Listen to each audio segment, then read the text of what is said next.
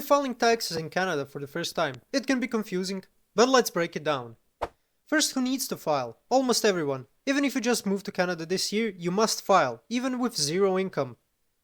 The Canada Revenue Agency oversees taxes, so make sure to create an account on the website. Tax season starts at the end of February, with the deadline of April 30th, or June 15th if you're self-employed.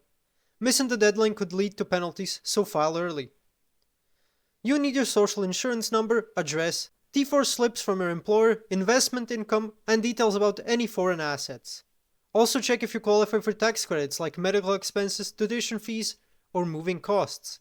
For a simple way to file, use tax software like Wealthsimple Tax. It's free and easy to navigate.